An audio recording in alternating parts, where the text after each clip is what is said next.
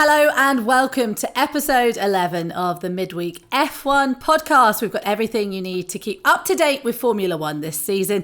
Midweek F1 is the last word on the race weekend we've just had and the first look at the next Grand Prix that's coming up. So make sure you like, follow, subscribe, wherever you get your podcast. Make sure you stay up to date with everything we've got. My name is Claire Cottingham. I'm standing in for Nicola this week and we're joined by the fountain of all F1 knowledge, which is Mr. Ben Edwards. Thank you so much for joining us, Ben.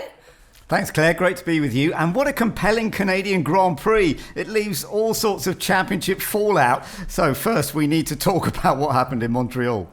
Yeah, we do. We've got so much to get into. So let's also bring in our incredibly very special guest joining us this week. Motorsport presenter, commentator, all-round good egg, Nicki Shields. Hello, Nicki. Hello, guys. Well, right back at you. I've been listening, watching this podcast, so it's a pleasure to be with you and Ben. Oh, it's great to have you along, Nicki. Loads to discuss. And we've got our We Need to Talk About feature today, of course, is yet another driver in the seat swap merry-go-round that's going on. Yeah, and of course, we've got our very own midweek F1 prediction championship of the world. Who chose wisely in predicting the top three in Canada? We are going to find out as we try to pick a winner as well for the Austrian Grand Prix. Yeah, we're going to dive into what we might expect in Austria, the next stop in the 2025 F1 Championship. So let's get stuck into it all. Yeah, Ben, let's kick it off with we're going to have to mention off the back of this, like the fourth Grand Prix winner in 2025. Take a bow, Mr. George Russell.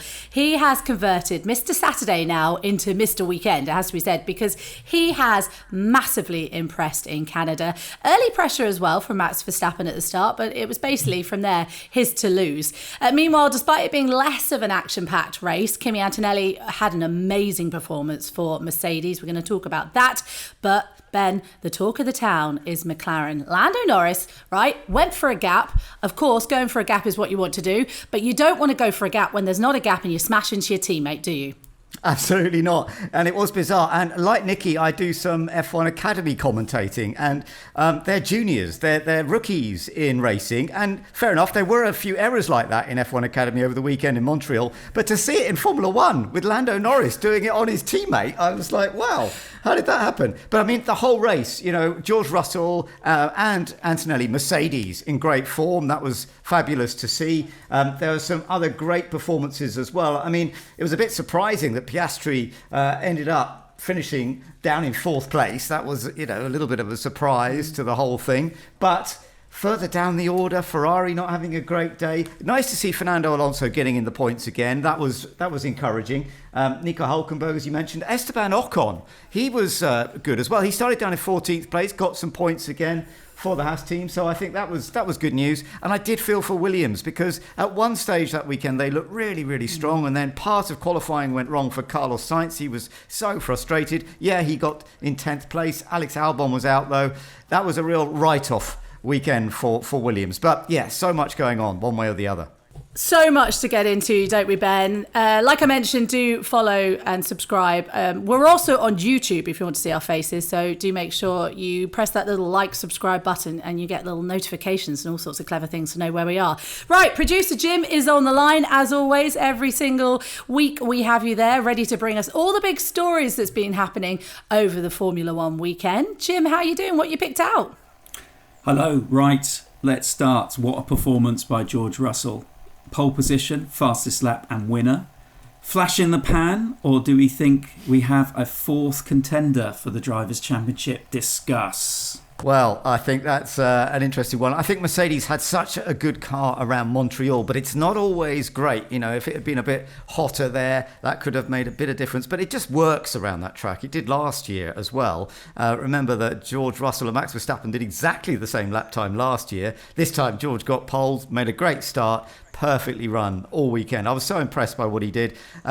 His enthusiasm after he got that pole position was lovely to hear. And he just delivered everything right. It was wonderful to see. The car was clearly working well. Kimmy Antonelli also doing a good job. So is he going to be a challenger for the championship? I rather doubt he will be, but he's consistent podium finisher. There's no doubt that he can be a threat, depending on what others do, if they make too many errors, and we're seeing some of those. So George could potentially be a threat, but I'm just not sure the Mercedes is going to be competitive across all of the tracks we're still going to. I think you have to say that this was an incredibly good track for Mercedes in general. Kimi Antonelli, of course, fighting off some of the big guns behind him, and he lucked out a little bit, I guess, with having the two McLaren's ending up banging into each other and Lando Norris crashing out the race. But you have to say Mercedes really nailed it around there. And what I have to say about George is that he is suddenly really becoming an all-rounder of a driver. We called him Mr. Saturday a long time ago because he always used to deliver during qualifying. Of course, qualifying is only half the job. You've got to get the points on the day. And I just think that he feels like now, maybe because Lewis isn't there as well, he has the time to shine. And I really think that he's become a bit more of an all-rounder. And I think that absolutely Canada proved that. Is he a championship contender? Maybe waited a little bit too long, and like you say, Ben, maybe the tracks moving forward famously won't suit Mercedes in the same way. But I think it's definitely, something to be considering as we move forward. Whilst we've been talking about Hadjar, Kimmy Antonelli has been learning, and bang, third place whilst defending from the championship leader, and he's 18. Discuss. Claire, what do you think about that? Well, it's funny actually, Ben, because last time I was on with you, we spoke a lot about rookies, didn't we? And I said Isaac Hadjar, I had written off at the beginning of the season, and he made us all eat our words. And at the time, I said about Kimi Antonelli, he looks like he's starting to shine. And I think that, again, I don't think that he's coming in with the bang that maybe we're used to.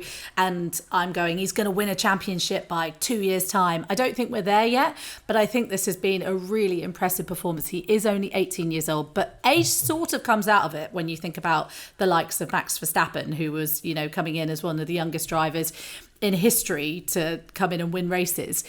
But it is a really interesting dynamic between George Russell and Kimi Antonelli, and also just seeing what Kimi Antonelli is learning. He's starting to really feel that car in a bit of a different way. And I think he's also getting his elbows out a lot more. Absolutely. Yeah, no, I think he's a star of the future, and it's great to see. And it was lovely to see him get his first podium. No doubt. Yeah. Okay, let's do it. Let's talk about Ferrari. Once again, they looked all over the place. Plan A, B or C didn't work out, and they're looking bang average once again. How do you solve a problem like Ferrari? Discuss. Well, that is a big question. How do you solve a problem like Ferrari? Because over the years, they sometimes they have those moments where it starts to come together and then it all falls apart again. And even Vasseur, the team boss, has been under a bit of pressure, I noticed, from media in Italy recently. He's been able to sort of throw that away at the moment. But I feel for that, because I think he's actually a very good team boss. But the team is just not really gelling together at the moment. And you could hear the frustration from Charles Leclerc on strategy on the radio when he was heading around the track, and also the frustration from Lewis about the feel of the car. They're both such talented drivers, and it is frustrating. What do you think, Claire? I mean, it is a bit typical Ferrari at this stage, isn't it? I mean, what are we going to do about Ferrari? Apparently just put everyone in endurance racing, because they've just absolutely smashed it at the 24 hours of Le Mans. But I have to agree with you. Yes, it's an interesting thing. Mostly, we've seen both drivers getting frustrated on the radio, but Charles particularly, I feel like he's starting to lose his rag a little bit and starting to really be like, "Why are we doing this?" And before, Charles used to. He would question it and be like, "Oh, why are we doing this?" Whereas now he's like, "This is stupid. Why are we doing this?" Maybe not stupid. He might not be using that word, but there is a lot more frustration in his voice than I think we've heard in former years. And I think, there's always this ongoing joke about Ferrari's strategy. Which one are we having? A, B, C, D, E, F, G. They never seem to quite get it right. They're always on the edge of glory. And I thought this year we might see some changes with Lewis Hamilton being there, but it seems that the frustrations are still there. And now the questions are being turned, as always, to the team principal, like you say, Fred Vasseur, who I think is an excellent team principal. And will we once again see the ever-changing, team principals at Ferrari? Who knows? Who knows? Yeah, Jim. Right, the big one. McLaren clash out of the top three for the first time this season. Could this be the start of 2024 in reverse for them? Discuss. So I think this is the perfect storm for McLaren, because we feel like they've always been just about to touch or just about to hit, or there's been a bit of bubbling between the drivers and everyone's shouting, oh, you need a number one driver and you need this and you need that, you need to choose who you're going to back in this race. And actually them coming together when they came together and how they came together was actually the worst situation, but actually the perfect scenario for it, because they didn't throw away a race win. As Andrea Stella, the team principal, said afterwards, it's a learning process from here. I don't quite know what they need to learn from here. Lando Norris maybe not driving into his teammate is probably the only one. But, everything's a learning process with Andrea Stella.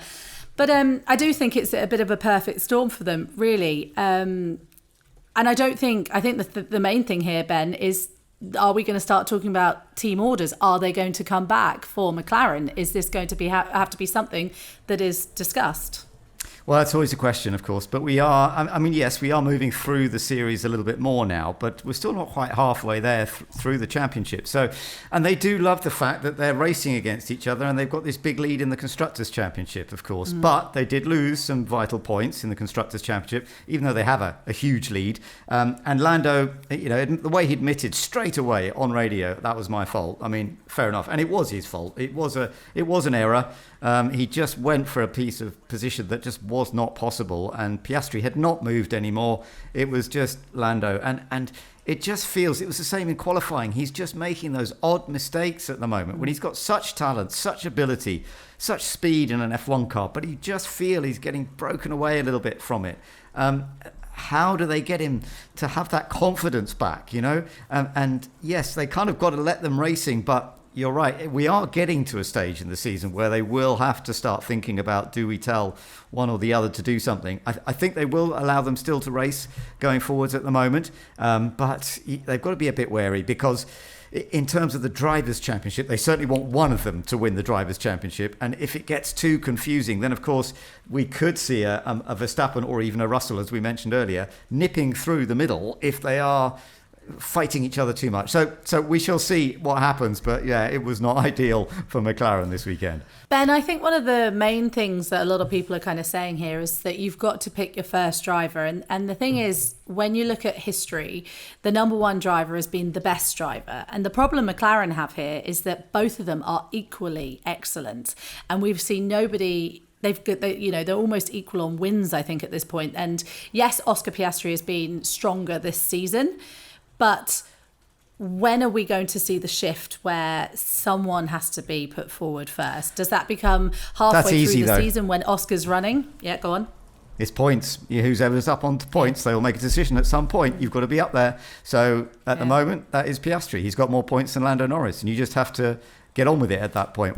I just don't think they're going to be quite ready to do it yet. That's the thing. With Zach Brown being a racer himself, I think he's quite happy to let them race as long as they don't take each other off, Yeah, it's going to be a fascinating storyline as we go. Who's going to be world champion? And if they hand it to Max, then, there'll be definite questions to be asked.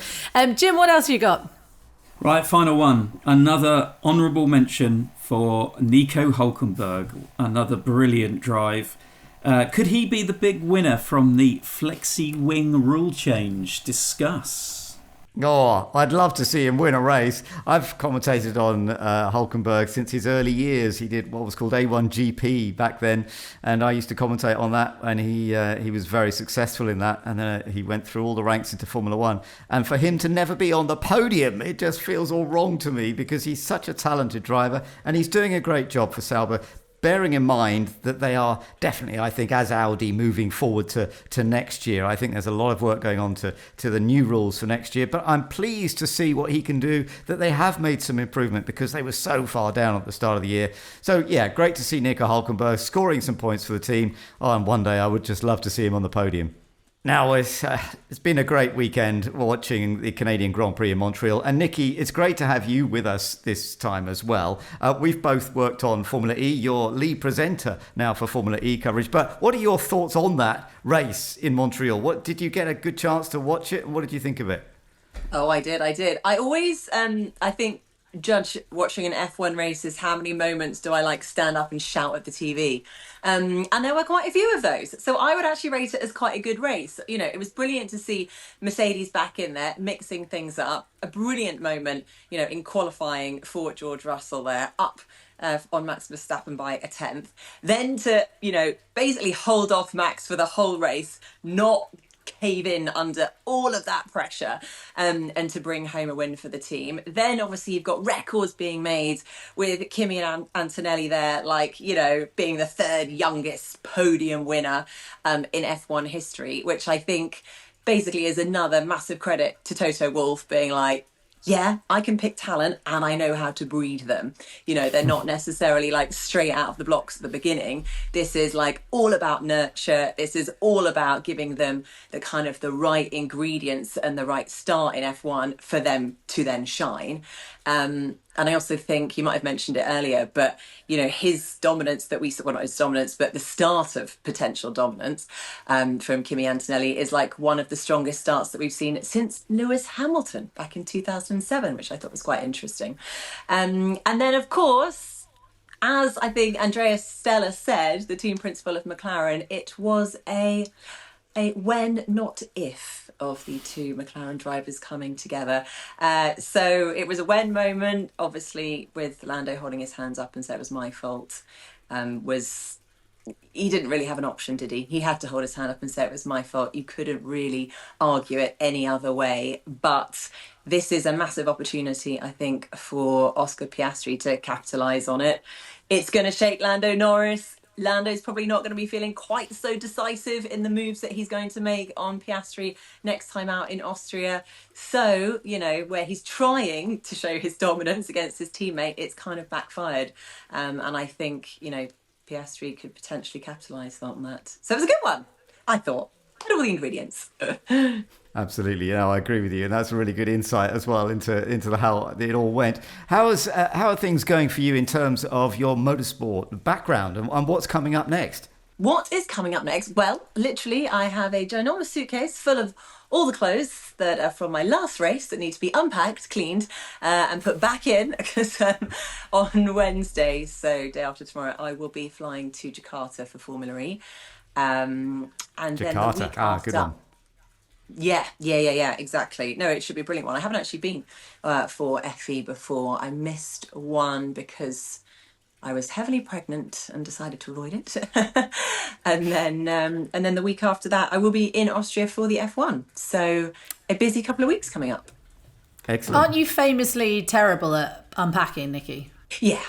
It just sits there. I thought that was the case. I was like, I've got a memory of this, and you're terrible at it. I just don't like to do things that don't really need to be done until the very last moment, unless it's, you know, something rewarding, which unpacking and packing a suitcase is not. I feel like I can do it very, very efficiently when I'm given a very tight deadline, like 45 minutes till we leave for the airport. I mean, look, you are an incredibly busy woman, not only, you know, with your career as well, but, you know, you've got 20 million kids as well to be looking after in that house. So I bow down to how incredible you are in terms of what you do. But not only that, you worked across F1 Academy. I kind of want to look into that a little bit more, because we talk a lot about women in motorsport. We've just seen Jamie Chadwick in Le Mans, of course. We've seen the Iron Dames as well, the all-female team, both having quite a bad time out there, but retiring and such. But it's an interesting thing, because the conversation is always, when are we going to see a woman in F1, right? But that's not really the story, is it? Because we're trying to say, when are we seeing women given the same stepping stones to get into F1? And when are we going to see the tides changing in terms of how women are perceived as well in motorsport? What are your kind of thoughts around that, working within F1 Academy so closely? Yeah, I think you touched on two really interesting points. First of all, there is the opportunity and the ambition of wanting that opportunity. And then there's the perception. And obviously, it takes a huge amount of time for young girls' perception to change of, oh, I want to be a Formula One driver, or I want to be a motor, it's not just about Formula One, let's be honest. It's about getting into motorsports. We need more women in the sport, in the driving seat and behind. But it's exactly the same in every other sport. We grew up watching football played by men. So did I aspire to be a football player? No, I did not. We couldn't even play football at school. Could you play football at school? Of course not. We weren't allowed to do it. We played lacrosse. Yeah. It wasn't an opportunity. Lacrosse? I didn't do that.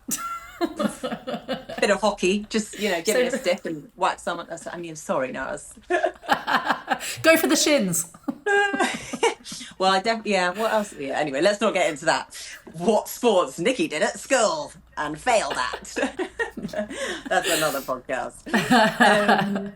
But yeah, it's changing the perception at a grassroots level, so that the next generation wants to work in motorsport or become a racing driver. And I think it's working so well. And the perfect example is my 6-year-old son. The girls in his class now say, "No, mummy, I don't want to watch the boys. I want to watch the girls." And they can watch F1 Academy. Now, that's not to say that only women can watch F1 Academy, but it does just help. You can relate to someone if they are the same sex as you, because it's that old phrase, see it to believe it. And it is just brilliant that we are now seeing it. And then, of course, you've got the other side, which is all about opportunity, getting all of this young sort of female talent in cars, again, from a grassroots level, so that there is a massive talent pool. Think of the thousands of drivers that want to get into F1, and it's the top 20, It's no good saying, "Oh, we've produced 20 female racing drivers." It's like, no, we got to produce thousands of them and then pick the best ones. It's got to be, the cream of the crop. It is so obviously we all know how competitive it is at the top there, but you need a massive talent pool to start with to get that talent at the top. So it's working wonders, I think. And what Susie Wolff has done, massive credit to her and to F1 to supporting it as well, putting it on an F1 race weekend. You can't beat it, really. You cannot not see it. It's really good. I agree with you on that. And I've been enjoying commentating on F1 Academy as well, actually. It's been some good stuff. And there are some very talented youngsters in that at the moment. But let's just move on. And we've got to go into our We Need to Talk About section. And again, it's another driver in the Red Bull system, Yuki Tsunoda. Yet another driver struggling in the second Red Bull. His 12th place in Canada, representing his third straight non-points finish in a car that Max was finishing second in. So where does he go from here? And Nicki, what are your thoughts on this? Seeing a driver with Red Bull, some of the drivers that have been with Red Bull, it's proving tough for Yuki Tsunoda. Yeah, exactly. It's proving tough for Yuki, but it's proved tough for basically any of Max Verstappen's teammates. So I think the question perhaps maybe is going to be more like, are Red Bull going to design a car for Max Verstappen next season? Or are Red Bull going to design a car for their two drivers? Because whatever that car is, however it's been built, whatever that piece of machinery is obviously very fast, but it's only fast when there's one man in it. And now we can see that they are consequently suffering in the Constructors' Championship because, to be able to bring that home, you need both drivers fighting at the top, which obviously McLaren at the moment are doing excellently. So I think it's going to be some internal questions going on at Red Bull. I don't think Yuki Tsunoda is going to be moving anytime soon. You then look at, who are you going to move in to his position? And I think they'll probably equally suffer. It's not going to be a quick fix, that's for sure. I think it's maybe more questions about what's going to happen next season rather than looking ahead to the second half of this one. The thing is with the second seat in Red Bull, I feel that everyone tries to have Max's setup to beat Max, whereas Yuki at the moment has decided to pick up his own setup and see if he can beat Max that way. So I think that second seat is always the poison chalice that we always talk about, isn't it? So Yuki, at least being in the Young Driver Academy and being with Red Bull for a while, maybe will be stuck there for a bit longer. But it's interesting to see. I think also Red Bull are just they're not winning at the moment, so they're trying to do anything to win. We saw the protest, didn't we, in Canada, which we haven't touched on really, actually, Ben. The protests were, the highlights went out before the protests had even been decided. And it turned out that, they were trying to take away George Russell's win because he was slowing down essentially but they said he was slowing down behind the safety car. So it's a bit panicky at the moment. And also you have to remember that that Max Verstappen has got 1 penalty point away from a ban. So anything that some teams could do to start maybe just teasing Red Bull into going, you might lose your number one driver here. So Yuki might have a lot to do in a couple of races' time, because you could pick up a penalty point very quickly in Formula One, can't you, Ben? Oh, absolutely. Yeah, absolutely right. So anything can happen. And of course, we've got to start thinking ahead now as to how this is all going to work, because we've got to start thinking about the next Grand Prix, the Austrian Grand Prix, which is yet another one that Max has dominated in the past in many ways. He's taken 5 wins. But then last year, it all went a bit wrong with Max and Lando. And it was, funnily enough, George Russell who ended up winning the race. So, yeah, he's still in the right place to gain that if that happens. And obviously showing great pace over the course of this last weekend. So going into Austria, it's a bit fascinating. What do you both think of it? What are your thoughts for both of you going into this Austrian Grand Prix? I feel like Max is probably, after having a bit of a torrid race, obviously, in Spain, and then things are slightly calmed down this weekend in Canada, I feel like he's probably going to be in a better headspace. The pressure is slightly off him because Lando Norris made that mistake. Okay, yes, he's got Piastri kind of breathing down his neck, but he beat Piastri. I feel like, will George Russell's that dominance continue? I think it's early days. He's not necessarily going to be on the top step again. Yes, he's going to challenge perhaps for, a podium position again with Max. But Max has just got so much experience there. It's a home race. Yes, it does bring added pressure, but it also brings so much support. So I think that all might play to his advantage this weekend. Again, George will be right there. But and the McLaren drivers are just going to probably, well, I don't know, but given the fact that they've got to move on from the big incident in Canada, they might be slightly less aggressive on track, at least with each other anyway. I said again, 2 words, penalty points. He's got to be careful out there, and he doesn't want to pick up another penalty point and get a race ban. It's not that you just can't take part in qualifying. That's a lot of points. That's a DNF. That's 25 points lost for a win. That's not playing around. And drivers these days, we don't really. I think the last, Ben, you'll know this better than I can. Was it Kevin Magnussen that got a driver ban the last one? I'm going to make you go back into your catalogue of your brain, but I'm trying to think the last time we saw a driver ban. I think that's right. Yes, I think it was. It's very rare that drivers actually do go to that 12 points and actually get chucked out. But you're right, because Max, just the 1 point away from being chucked out, he's got to think about it. But he did a good job over the weekend, didn't he? He was sensible. He didn't quite have the car to beat George Russell. He tried hard with it, but that was sensible, much more sensible than it was in Spain. I'm sure we'll continue talking about this battle, the 3 of them, and how it's all going to go for the next couple of rounds, and I can't wait personally to see. I think it's time to look though at our prediction championship of the world. The rules of the prediction championship of the world, they're pretty simple, really, but I'm going to explain them anyway because I forget every time. Pick the winner, you receive 6 points. 4 points for second, 2 points for third, and 1 point for fastest lap. You've got Ben, producer Jim. We've got our esteemed guest, which of course is Nicki Shields today. And Nicola, of course, because she's the most competitive woman that I've ever met in the world, always has to have her predictions as well. Now we're into 10 races into our very own championship of the world. Let's take a look, though, at the standings in our championship table after Canada. Who do we think's in the lead, guys? Ben, who do you think's leading? Well, it won't certainly be me. I know that. It's not you, Ben. You are very low. I know. In it. I Nicki, know. no I'm pressure. hopeless at this. Nicki, no pressure, but the teams are leading the way. 44 points at the moment. Nicola, 36 points. A big fat 0, though, for the second race in a row. So she's struggling out there.